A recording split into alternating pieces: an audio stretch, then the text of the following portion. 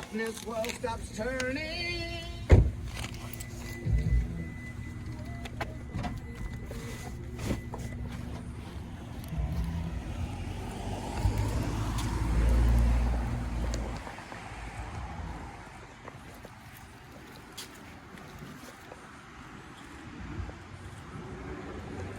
Oh, cool. Oh, this is cool. Tour deliveries, please take some goodies. Oh yeah, food, all kinds of stuff. Awesome. Don't mind if I do? Alright. So I do like 7-Up, it is 0 sugar. But you know what? I'm not gonna pass up on this. This is regular like cherry Coke. Awesome, yeah. And I get one of these right here. That sounds great. Some chips. And goldfish probably in the mood for. Maybe chips is gonna make you sick. A little snack. Oh yeah. Look at that. Some water too.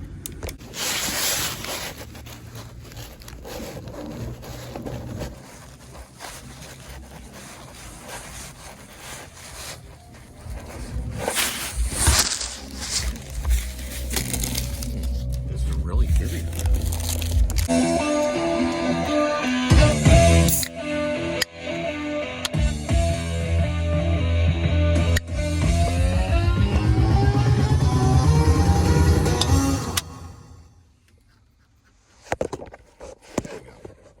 Nice and stable shot.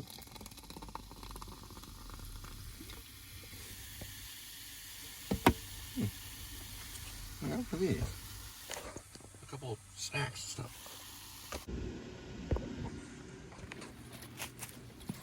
I haven't had Doritos in a long time. Cherry Coke. Yeah, it's pretty good. The beef jerky was a little dry. Probably been sitting there for a while.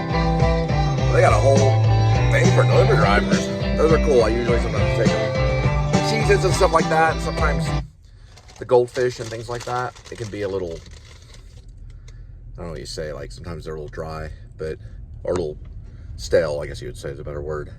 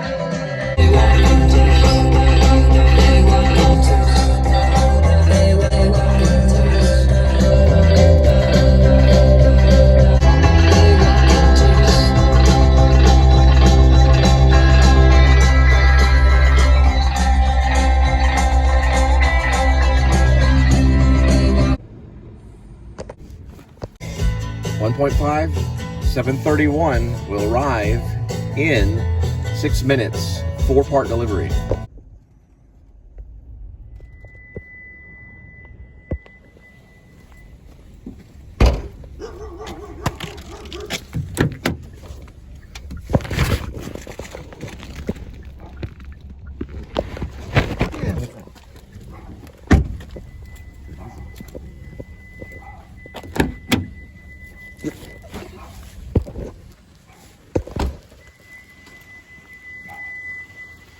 Right now, right now.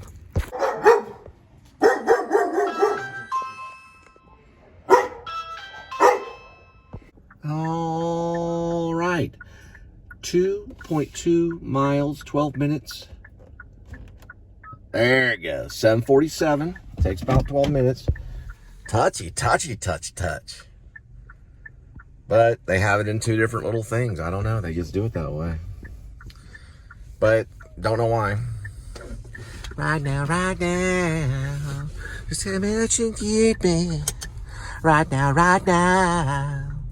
You tell me that you want me, want me. Right now, right now. Do, do, do. Right now, right now. Do, do, do. Right now, right now. You tell me that you need me, need me.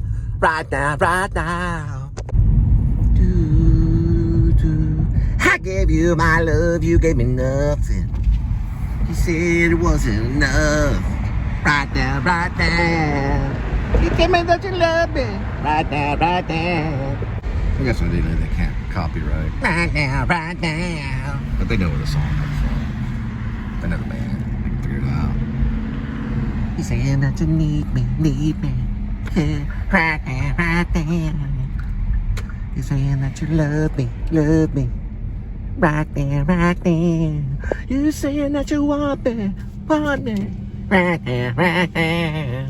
Look at their dashboard. You can't really see it. They got like all these little, I don't know what it is. That's all these little dolls on the dashboard, little tiny dolls. It's like all over there. You saying that you want me. Right now, right there. You saying that you need me. Right there, right there.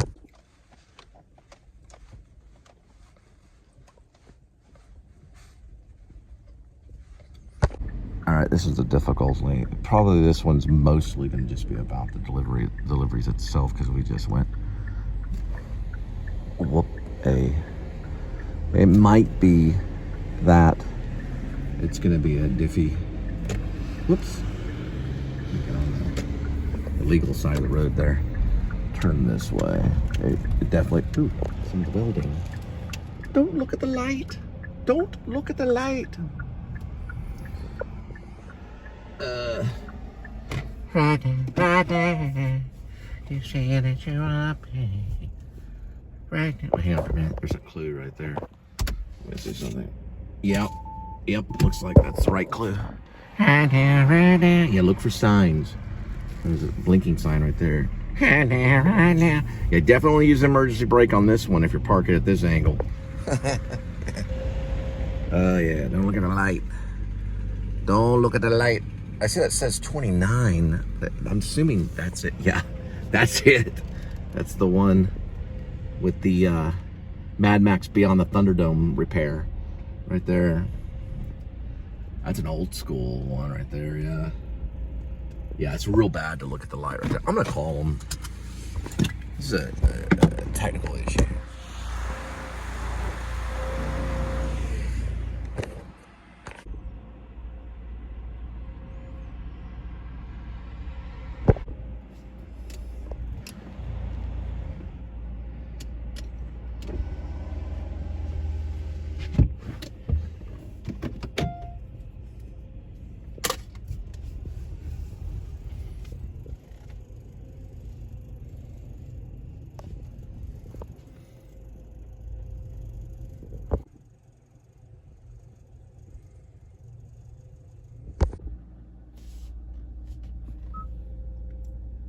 .2 miles, 8:04 p.m. We'll arrive in 12 minutes. Right now, you saying that you love me. Right now, you saying that you need me, yeah. Right now. And you know, I know. I was innocent, and I know, I know. I was innocent. I know, I know, yeah, no. Innocence, I know. We can say this moment and never say goodbye. We can say baby. I never stopped. I couldn't let you go. 'Cause I was innocent. I was innocent. Yeah, don't do the innocence. Yeah, P.T. Anderson did a really good job on what he did. He's got inside the studio, and you could get the feedback on the monitors, and you could hear them walking around, you know, while they're recording. The stuff that you don't get in the recording, which I think is like perfect for an EP, or you know, even a single for the whole thing, because then we could purchase it, you know. But you have to listen to it on YouTube. I'm pretty sure they're not that genius. It's like his Numbers video with Radiohead. You can't really hear a lot of feedback and stuff, but he filmed that was outdoors. You don't hear any wind or anything. It's kind of crazy. This one was done in a studio, so it's like pretty cool. And I like the first two songs. I think they're good. I think the third one is just a blatant Indigo Girls kind of thing. It's not the Indigo Girls, though. I'll just put that. I won't say the name of the band, though. But I will say that they're related to Licorice Pizza, if you've seen the movie. One of them is. And there's a barbecue joint not too far from where we're at that has almost the same name. I think the name means house, but it could be wrong. It just depends on how you spell it, I think. Right there, right there.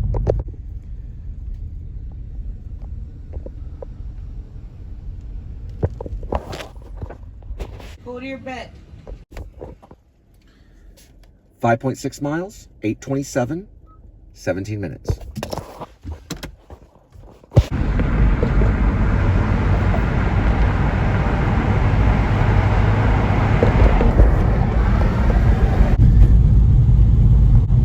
So the other song is like, just tell me I'm being honest or something. It's like getting bitch'd out for about, 3 or 4 minutes. It's a good song, don't get me wrong, but something about being honest and tell me that there's nothing wrong. It's kind of a little Fleetwood, Indigo Girls / pop. And then the second song after, the first Valentine one, the second one it sounds a lot, the vocals sound like Michael Jackson. I'm sorry, I'm just being honest. It sounds a lot like Michael Jackson vocals. The pop star Michael Jackson. The other one is like a therapy session about being honest. And you get chewed out when listening to it, I guess. I'm talking from the guy's point of view. Ladies, I don't know, but it's like, whoa, man, okay. I'll write that down.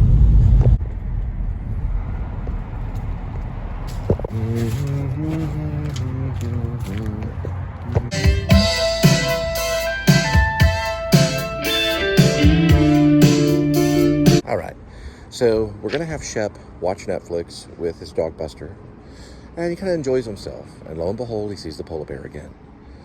Really, what the polar bear is he belongs to a local native, because they don't have polar bears in Alaska, really. They have them in Antarctica, but this polar bear is kind of like out of place. It's like a white polar bear. All right. So the next thing we have to focus on is, what's his name? Yeah, Jed. So Jed wants to get Droopy in shape, right? So what he does is they have this conversation together while they're driving to this like remote area of Alaska. They both get out, and Jed goes, "Okay, Droopy, you're not looking really in shape. You get rid of the shrooms, stop smoking the smoke, stop smoking the SHIT, and this is what I'm going to do for you, okay? See the sun over there? See the sunset? Or the sun setting? Walk that way, and I'll pick you up in an hour and a half." Now, he doesn't just do that. He also has a bear. This is like a trained bear to do what he says. Jed does. It's part of the doc's plan to train him, to get him used to the wild. So the bear's not really supposed to attack, but he releases the bear behind him. And before he leaves, he says, "You might want to kind of watch your back. There's bears out here." So he's walking, Droopy's walking like a whole, 5 miles and stuff. He looks back, he sees the bear, and then, he starts lightly jogging. The bear hurries up. And the whole time, Jed is monitoring the situation with his pepper rifle. So he pepper rifles the bear to keep him back. So they play like cat and mouse, kind of, you know, with jogging, kind of running, so that way Droopy gets in shape better. Okay, in actuality, Jed gets him out in the field. We're talking about with Droopy. And he says, listen, you're just gonna have to get in shape. So just cut the smoking, stop smoking the SHIT, and here's some bear spray. You're gonna walk towards the sun at least a good hour, hour and a half or so, as far as you can. And I'll come pick you up eventually. So Jed monitors it with these like high power binoculars, kind of keeps track of it. And he tells him right before he leaves, oh, by the way, you may have to use that bear spray, so watch your back. And he's kind of teaching him to kind of work in the cold environment with bears. So the bear is kind of like a circus bear. We get that later. It was trained by Doc Shelby, probably, by his people. And the bear is just trained just to follow him. And so he keeps looking back, and the bear just keeps getting closer, and he's just got this little canister of bear spray, you know. And then, you know, the other guy's got a little pepper gun. It's probably like an SR-25 with loaded pepper rounds, so the pepper would hit the bear and knock him back. It's really snipey, a lot of snipe sequences.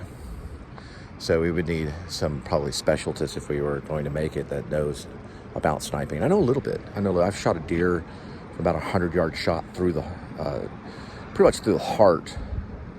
It was a 7-point deer. It was missing an antler, and I shot him right through the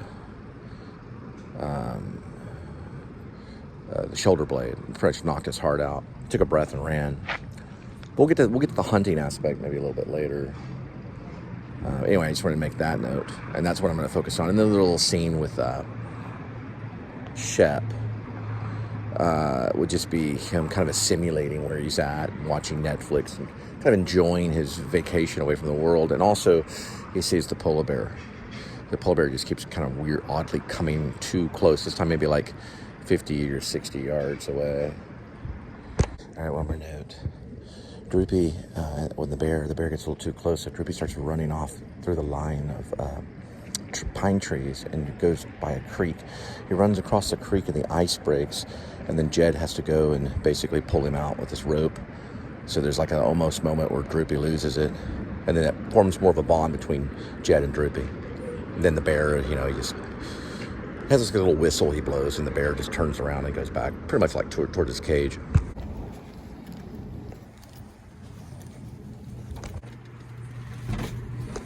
2.78 minutes. We will arrive at 9:57.